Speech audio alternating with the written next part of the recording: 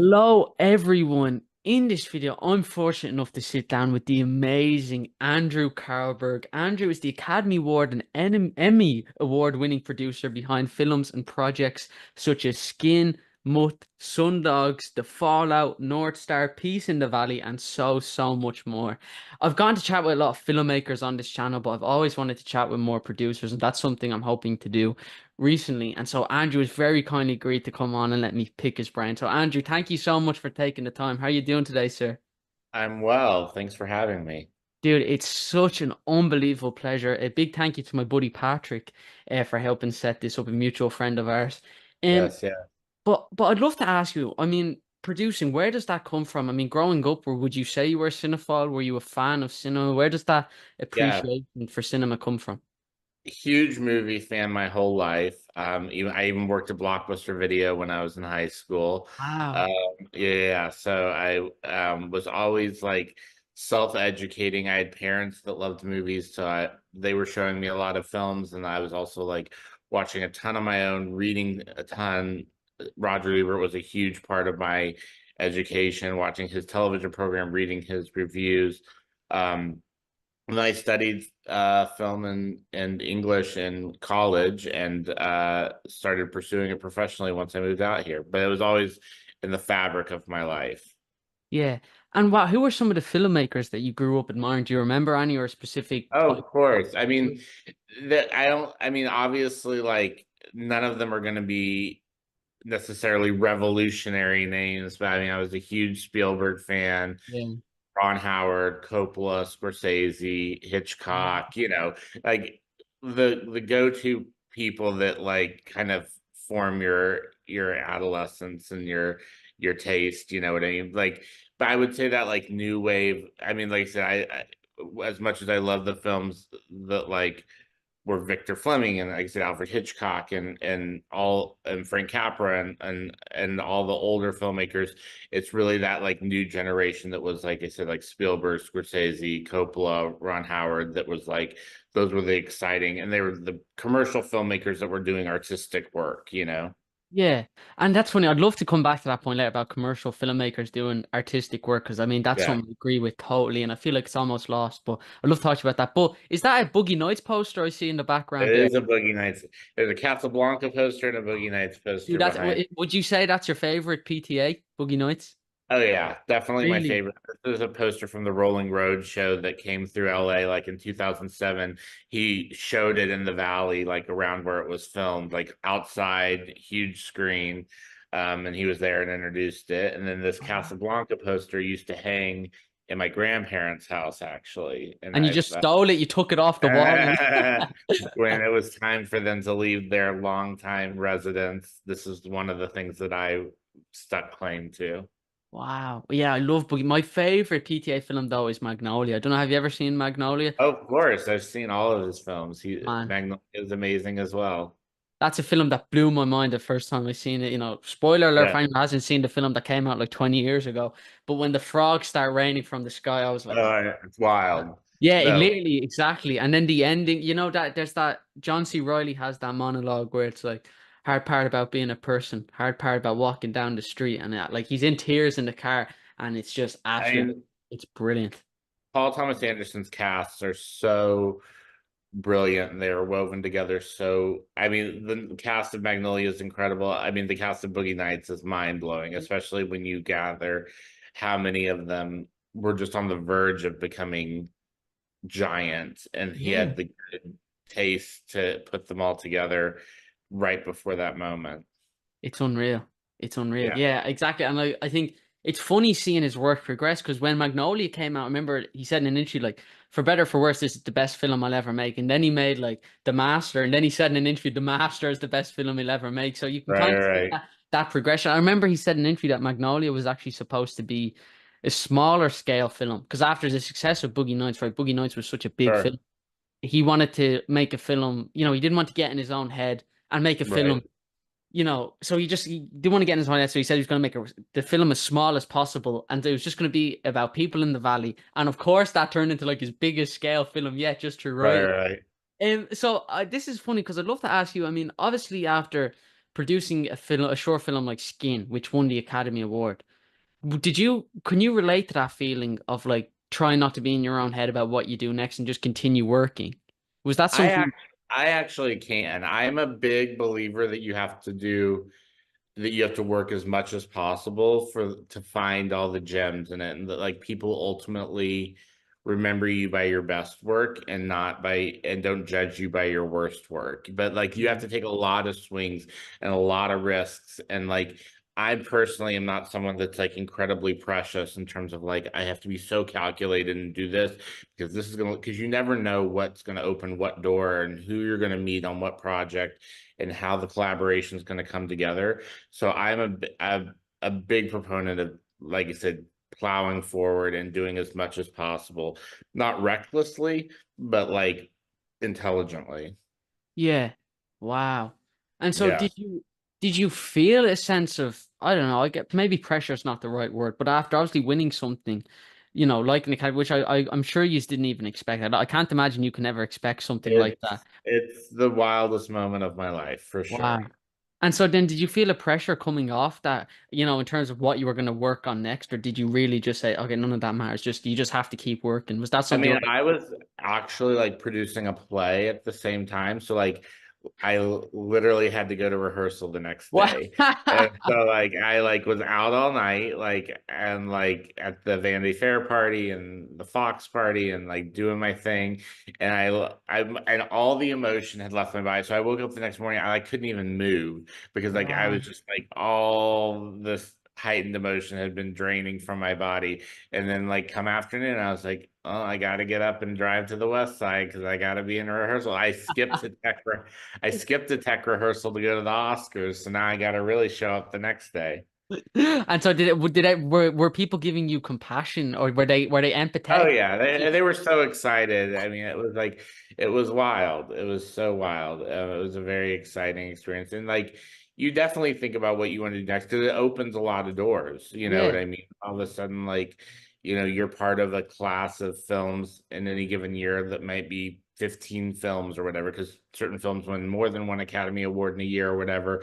And so it's like you're in a small class of like these were named the best films of the year, and all of a sudden, like people take note of that. yeah. And so what I'd love to ask you is that I very rarely get to sit down with a producer, but I heard this quote once, and I'd love to run it by you because obviously you produce so Sure. much. But I heard someone say once that if you're a producer, you should be okay with being given a list of things that have to be done, and that list keeps growing. Is that something that you found? I've not heard that before, but that's very accurate. Really? Yes. Yeah. I mean, I'm sitting here at my coffee table and I have lists all over the place. I have literally 10 lists of different things and like to-do lists, things to watch, people to contact, blah, blah, blah. And it's like, it's a never-ending growing to-do list. I also think it's like really like the way I kind of view producing is that you have like if you're walking through a forest, you have to cut down all the brush in front of you so that the director can walk through behind you, kind of unscathed. And Yeah. that's another way that I really look at it is like setting up the situation so that your director doesn't have to fight the battles that you've already fought. And does that come with experience? Do you think you've learned that lesson, or you've learned kind You of you it definitely comes with experience, but you learn every project is its own set of challenges. So really? you're relearning every time. And it's like, I just shot a film in April and we shot on a beach. I had never shot on a beach before, and there's like a state beach that's like under the park system that's open to the public, and you're like, oh, this is a whole new set of challenges. And Yeah. like figuring out when the tides come in and when your set's gonna wash away and stuff like that. And so that's so fascinating. So you're even Yeah. I assume what I would have thought is that because you've done it so much, you're kind of well used, but you're actually still being presented with challenges and problems on And every that's project. something that I'm really drawn to. The work I'm drawn to is if it's something that allows me to flex a muscle I haven't flexed before, that I'm learning new things. I Wow. never want to just keep I don't need to just rack up set time, you know what I mean? Like I want to continually be expanding creatively and logistically. Wow. So would you say you're interested in things that challenge you as as a producer, as a 100%, filmmaker? Yeah. 100%. And like I Wow. said, sometimes those don't come together in the way you expect, but like that's part of taking risks as a filmmaker, is like being able to take swings. And that's one of the reasons I really love the medium of short films, is because you're not waiting on permission, and you can take bigger risks without having the same financial burden. Yeah. Wow. And so Edward Zwick, who I'm sure you know is a great American Of filmmaker, course. he wrote a Yeah. book. And Yeah. in And where he spilled all the tea. yeah, yeah, exactly. And I remember like there was one extract of it, and it was like failure, humiliation, and shame. Like these are three things as a filmmaker you have to embrace, and you're gonna have to experience over and over and over again. As a producer, you just talked there about sometimes things not working out. Is that something I'm sure you also have to deal with as a producer? And for anyone out there watching who would like to become a producer, do they have to get comfortable with the fact that they're going to face humiliation, failure, and shame throughout their career? I don't know if you like I would go that far. I Yeah, would say that you have to be comfortable being uncomfortable. Like that's yeah, what you have to do. You have to be comfortable being uncomfortable. wow. But I don't think you necessarily have to face humiliation and shame. Like those are very Yeah. big emotions, and that's like, but I think you have to like be humble. You have to like I said, continually pivot. Um and like you do have to like be aware that things are not always going to go as planned, and the responsibility and the face of that will fall on you, and you have to be able to like embrace that. Yeah. And I mean, you talk about being comfortable in the uncomfortable. Was that something you always felt that way, or was that something you've developed No, over? I hate it. I hate it. I hate being uncomfortable. I hate it. I hate uncertainty. I hate being uncomfortable. I like, I'm very much a planner. I like to know what's happening. So like it definitely takes me out of my natural Wow. comfort zone. You say as you sit here with a list of about 500 to-dos all around your desk right now. I know, that's because I like to know, I like to have a plan. Yeah, and so have like does it change? I'm sure because like funny enough, I've talked with so much directors, and I'll talk to one director. I'm like, "Do you storyboard?" And they're like, "Oh, I storyboard rigorously. I have to plan everything." And some Yeah, directors, I'm like, "Do you storyboard?" They're like, "It's all up here. I don't need the storyboard." And then they'll right. show up the set of plan. Because you've worked with so much directors, what has that been like? Of you know, you like to plan, but I'm sure there's some directors who, for them, it's they'll show up and they'll find it out on the day. How do you work around that, or Yeah. how do you manage to deal with that kind of temperament No, of I mean, it's a continual balance. I mean, you find the relationship with your directors. Um, some, like you said, some are very much planning, meticulous, like are very specific, and some are like no shot list, and you're having to pull information out of them. You're like, please just tell me what you're thinking so I can make this happen. yeah. Wow. And so I'm sure is certain like is there a certain type of director you prefer to work with? Is it the type of director that, you know, I mean, it's plans? always easier working with a director who's uber prepared, for Yeah. sure. I mean, because you're like the likelihood of everything going right and of me being able to deliver what the director's envisioning is going to be so much more likely if they're a prepared director. But there's a certain like mad genius to certain, and there's also mad non-geniuses too. But like to those that wing it. Yeah, and so that relationship with the director, when do you find out what type of director they are? Is that from the initial meeting? Will you as a producer be able Oh, to you say, definitely can't tell all. I mean, you can tell their energy and stuff like that, but it's usually in pre-production. You can be like, "Oh, I'm having to ask a lot more questions than they're willing to volunteer information," or yeah, "I'm coming to them a lot more than they're coming to me," yeah. and you can see it through. Wow. And so I know some directors who like actually don't like post product like sorry, with shooting. They don't like filming. You know, I was talking to a director at Westball who directed Kingdom of the Planet of the Apes recently, Yeah, and he was saying for him, pre-production and post-production are his favorite aspects of filmmaking because especially on something like Kingdom, that's all done by Weta, you know, post-production. So he can actually spend time in post. But he says for him, right, right.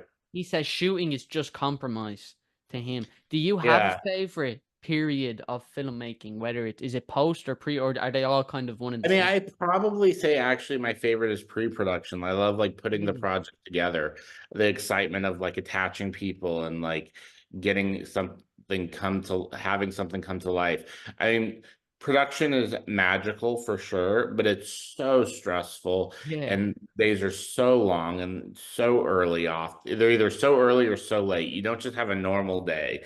You know what I mean?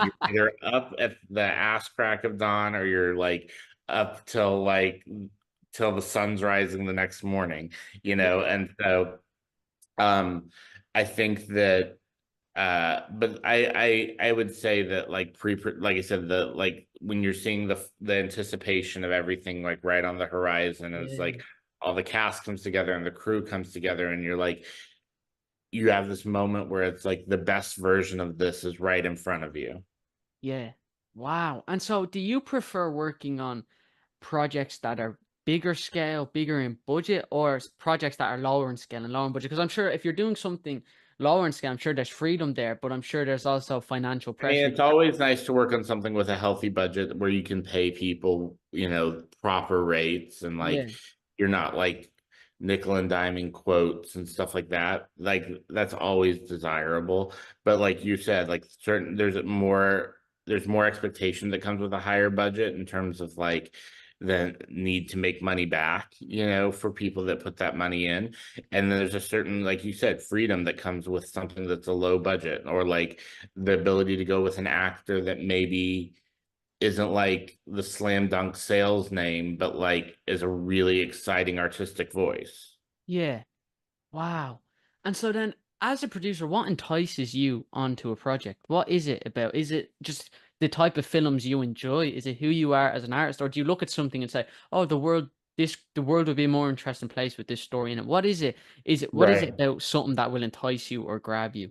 I mean, first and foremost, a great story. You know what I mean? It Yeah. like comes down to the script and the story, but then like the people behind it is like you said, is a director that I'm dying to work with, is an actor I'm dying to work with. Is it, like I said, is it, am I going to be like using a handful of skills that I don't get to use often? So is it going to like reflect well on me, even if the project doesn't turn out okay? Like, will I come out unscathed because they'll see like the level of production that's gone into it? Is it a story I haven't told before? I there's certain themes that like because you've done it, I've gotten sent a lot of certain types of projects. You know what I mean? Yeah. And so like that doesn't necessarily mean I want to continually telling a different version of the same story. Yeah. And so will you ever, so for you when you're coming on to produce, I'm sure sometimes they'll come to you, will they come to you with an initial idea or will they come to you with a finished script or will they come to you, even after the film shot? When is it that they Everything under the sun. So like really? sometimes people come with an idea and we develop a script together. Sometimes they come more often than not, they come with the script and they want to shoot it. But sometimes the film is like being made or has been shot and they need help with festivals and distribution and Wow. refining the cut and all that kind of stuff. So it really depends on the situation. Usually when I'm lead producing something though, I come on board at the script phase. And so that's fascinating. Not only are you able to produce, but you're also able to help with distribution. Is that something that a lot of other producers, that's something that should be expected from a producer? Yeah, I think so. I mean, and I'm by no means the genius behind it. Like there's people Yeah. that are really, really like there's sales agents and certain producers that like distribution is the forefront of what they do.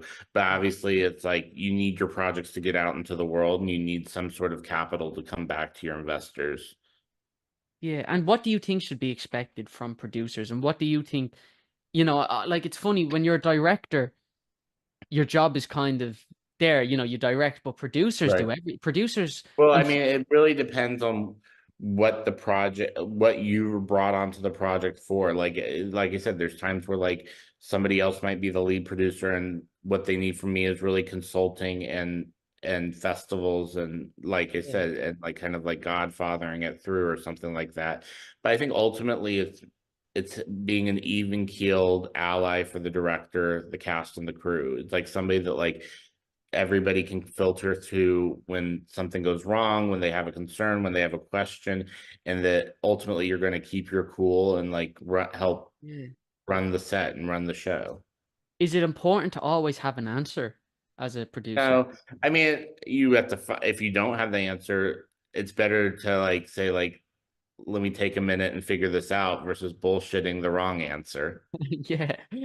And so is that something that you learned through your career? At the start, would you have been bullshitting answers, or like what was that process like of trying? It's not really my nature to bullshit. So like I try to find an answer and I try to like, and if I don't have it, I'm very much a person with like the best idea win. It doesn't have to be my answer. You know, Yeah. if you have the answer and that best serves the project, then your answer is the answer. And is that also a part of kind of the uncertainty that you struggle with, do you feel, is not having an answer and having to come up with one?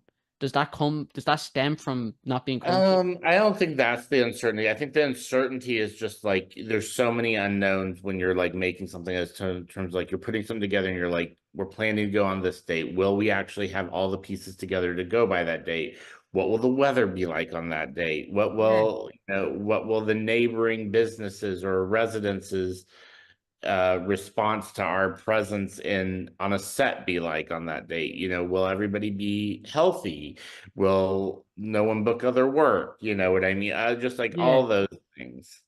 Wow. And so when you're presented with that much, is it hard to stay on top of it and constantly be moving with it? Is that something you struggle with? Or because you, Yeah, I mean, yes and no. I personally am a fairly good multitasker, so I can like process a lot of information pretty quickly. But you definitely, like I said, I'm one of the things I'm going to do today is rewrite some of these to-do lists. Like, look at this. That's insane. Like, I have like little post-its everywhere that I've like, like filled every corner with, and it's wow. like, just like names and things, and I was like, just like, and I have stuff like that everywhere. So it's like It's like a serial killer den, you know, it's like just scrawlings on. it's a beautiful mind in here. And just kind of like, yeah. Can only you understand it? Is it like doctor's handwriting? Like someone comes in, is like, "What's that?" And you're like, "It makes sense in my head," and there's just loads of yarn all tied together. No, Like, I know. It's just like no, exactly. Like some people would look at it and they'll be like, "Why is that there? What is this? What does this mean?" But no, I get, wow. I can usually decipher. And so, do you ever like actually accomplish your to-do list for your project? Do you Never the whole thing, no, but never? like I'm not going to in my life. There's, I mean, even the simply, there's too many books to read and too many movies to watch for me to actually even eliminate that part of my to-do list. Yeah. Wow. And would you, if it was actually easy on a project, would that make you feel uncomfortable? Would you be like, why is this easy? Why? No, not, it wouldn't make me feel uncomfortable. There's definitely times where like we've done a project and you're like, wow, that like really congealed the right way. The whole crew worked as like one full unit. We made our days, like, but like there's always something. Like I said, then you hit post and you're like, oh, this is like this person's problematic or this is going to cost more or whatever, you know what I mean? It's rare that there's no issues at all. Yeah. Is there an aspect of producing that you feel like people aren't aware of that producers do? Is there one aspect that you're like, oh, people would never think a producer would do this? Or do you think all of it's pretty much people kind of have an idea? I mean, a lot of people inherently think that the only thing a producer does is like raise money, which Yeah. obviously there's a lot more to the job than that. I think the most important thing a producer is just they have to be such a spectacularly clear communicator. And like Yeah. you have to continually just be like super clear with everybody. And I find that when I find myself lacking in certain places, it's because I haven't been clear about expectations or notes or timelines or something. And that's where like then things start to break down a little bit. Wow. Yeah, because so much of it, like because film is one of it's probably the most collaborative artistic medium there is. There is nothing that's as collaborative. You know, painting Mhm. is something you do alone in your room. Um, as a producer, do you need to be a good communicator and be able to collaborate? And do you need to be open? 100%. It's all about collaboration. Wow. And you have to like you can't have such you have to recognize that yes, like the buck stops somewhere, but like that you can't have just this giant ego, or else you're not serving the project, you're serving yourself. That's amazing. And so being open to communication, you brought up a really interesting point there about I don't mind if it's not my idea, the best idea wins. You're totally happy to listen and communicate. Is that again something that you've developed with experience, or have you known since the very start, okay, to be a producer? No, I mean it's interesting. We go back to the filmmakers. Ron Howard actually told me that once. He was just like, the best idea wins, but it's not a democracy. Meaning like we're not taking votes. You know what I mean? But at the same time, the best idea wins. I remember Joe Carnahan has this quote where it's like, on set, it's a democracy, but in the editing room, I'm a dictator. Everything's getting Right, cut, right. That's fascinating. But wow, yeah, Ron Howard telling you, he must know what he's talking about. He definitely, if He anyone, does. He does. And we're not like great friends. I've just had the opportunity to cross paths with him a couple of times. wow. Yeah. And so, did you expect that you would be a producer growing up and watching films? Was that something that was in your head? No, Was that, I thought I would be a director, but that's only because I didn't know what a producer did or was. And then I moved out here and I was interning at a production company and I kind of looked around at the executives that were producing and I was like, oh, like that's where my skill set lay. And yeah. I was very quickly, the first week I was here, I was like, oh, I want to be a producer. Wow. And was that just your temperament and who you are as a person? You felt you would be better suited to producing? Yeah, it's just like I don't think directing was ever in my body in the same way. I think that that's not to say I don't have a story in me at some point, but I think it was ultimately that yeah, I saw the what they were doing and I was just like that's absolutely where my Wow. skills are. Is directing something you would be interested in? I'd be open to it at some time, but like, when you're directing one movie at one time. When you're producing, you can produce a lot of stuff simultaneously. Yeah. Obviously, you can only be on one set at one time, but you can like be putting a lot of things together. Whereas directing, you have to be pretty singularly focused, which I think that would drive me nuts. Do you like being on set and do you have to be on set as a producer? Because are there some producers who wouldn't When I'm actually? lead producing, I need to be on set usually. You know what I mean? Like, Yeah, unless yeah. there's somebody else that's like handling that part of it. But like, I mean, I think it's important to be on set. And you're never going to be able to like troubleshoot all the issues if you're not there as they're happening. Wow.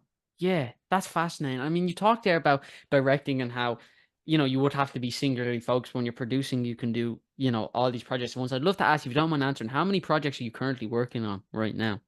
Couldn't tell you. Really? I mean, a dozen maybe. Wow. And Yeah. does that really vary from pre-shooting? Yeah. There's some that are in post production. There's some that have just completed that, like we're submitting to festivals. There's ones that I'm putting together that are financed and I'm casting them. There's ones that are cast and I'm doing the financing. There's kernels of ideas, all over the place. And do they range from short films to features? Yeah. Hmm. Wow. And so I'd love to ask you, I And then mean, I have about, some lives. I have some live events and stage productions yeah, and things all over the place. man. And so you talk about you believe in short film as a medium. What is Hmm. the power of the short film to you? Because I mean, I know some directors who really have the mentality like, you know, if you're going to show up, why not make a feature anyway, But I feel Right. like, I mean, I like I said, something that you're not waiting on permission in the same capacity. You're like you don't have the same financial constraints. And it also forces you to be like spectacularly concise. You know what I mean? You yeah, wouldn't say that a book of poetry is any less a work of art than a novel. They're yeah. just different. You know what I mean? You wouldn't say that a movie that's an hour and a half is any less of an accomplishment than a movie that's 3 hours long. Well, and so have you ever worked on a short film where the budget was bigger than a feature film you've done? Is that something you've come I've across? definitely worked on short films where the budget was bigger than a micro budget feature. You know what I mean? Really? Because people can make really tiny features and people can make really big short films. So yes, there's definitely worlds where they're like It's amazing. Wow. comparable. Yeah, my last couple of questions I'd love to ask you. Do you have a dream project, something out there? Is there a novel that you feel you would love to adapt, or is there a franchise, or is there an original I do story? have a couple dream projects, but I'm not gonna Yeah. jinx completely. Wow. There's a musical artist who I think would be amazing to write a musical. And then there's an a iconic entertainer who I would love to tell their life story sometime, but not their whole life story, the early part of their life, right before they became a superstar. Wow. Amazing. My last and final question for you, sir, is what does cinema mean to you? What does cinema mean to me? I mean, cinema is uh, it's a community, you know what I mean? And it's a global community. It's something where we all get to, for 2 hours, experience a story collectively, laugh together, cry together, worry together, fear together. And hopefully, like, we are fully connected in those moments. Wow, brilliant. Sir, thank you. Before we finish up, are you on social media, Instagram, Twitter, Yeah, Facebook? it's at Andrew Carlberg on Instagram. Amazing. And any new project you'd like to promote or anything people should go check out, keep an eye on. I'm I sure mean, there's Mu- millions. but Mutt's on Netflix and Peace in the Valley is on Prime Video, and those were the two features that came out this past year. So check those out. Amazing, sir. Thank you so much, everyone. This has been my interview with the amazing Andrew Carlberg. Before we finish up, you can follow me over on Instagram, Twitter, Facebook, whatever you like, Daniel Feed 33. And as always, if you've means, please make sure to donate to the National Deaf Children's Society. Thank you all for watching, and please make sure to like and subscribe. Thank you so much, sir. Thanks for having me.